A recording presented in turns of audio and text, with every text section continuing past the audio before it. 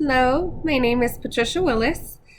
This presentation is for the reading of the book A Place in El Paso. I really enjoyed this book. It actually brought tears to my eyes. It was a really big reality check on a lot of things, and it's actually interesting because as I was reading the book, I was learning about different things in real life along with this story. So I really enjoyed it, and it's a big takeaway to take to my class.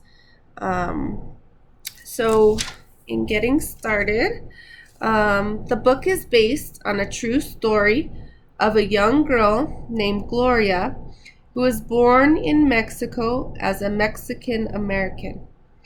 Nicknamed Yoya, she and her family moved to the Segundo Barrio projects of El Paso, Texas, by the time she is age 2.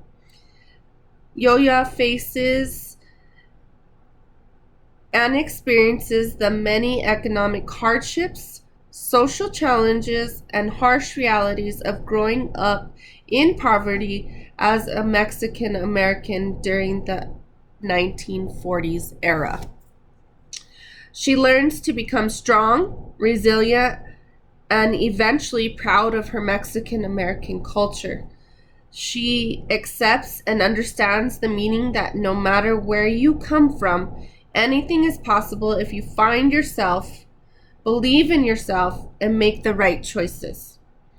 Nothing can separate you from your dreams. And be thankful. Appreciate who you are and appreciate what you have. Yoya was originally born in Juarez, Mexico, moving to the Segundo Barrio projects with her mother and father. Her mother dies of an illness, and eventually Palm meets Carmen and she moves in, which changes the dynamic negatively later on. Carmen ends up leaving, and Palm is at an age he cannot adequately care for Yoya. She is considered small, dirty, and malnourished. She ends up moving in with Maria in the tenements in Juarez. It actually ends up being the worst off, horrible living conditions. She ends up dirty, not being able to shower even just once a week during the winter with cold water. She has no food in the refrigerator. And even with Maria trying to work, it still is not enough. She, however, in the living conditions that she has, it is the best that she is loved. She is emotionally taken care of instead of physically taken care of. She becomes attached to Maria because of that emotional connection, and is devastated when she ends up having to be pulled from Maria to go with her godparents at that time. It is in her best interest, though, to go move with her godparents who are able to physically and economically take care of her. She did get moved around a lot with between Juarez and El Paso, back and forth with Lopez, Palm, and Maria. She did have limited clothing of a dress, one or two dresses, and at least one pair of shoes that she wore every day. In moving in with her godparents, it did provide her a safe and good home. They also were able to place her in a school that helps her find herself and understand who she truly is.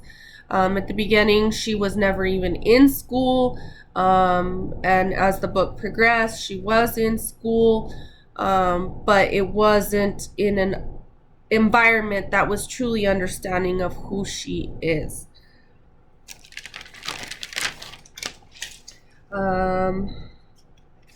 Mexicans were being blamed for the war and what was currently happening to the United States land. Every Mexican was prejudged for the low economic status and hatred by Anglo-Americans. The Mexican culture was considered punishable anywhere around the Anglos.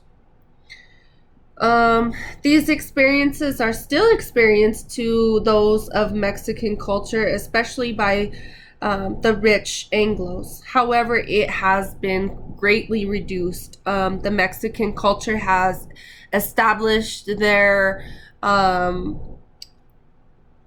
what's the word? They've expanded greatly in the United States and have gained acceptance with full respect to the culture.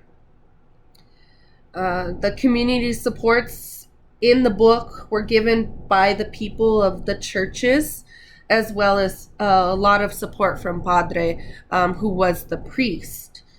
Yoya also got a lot of support from close friends and relatives for emotional support.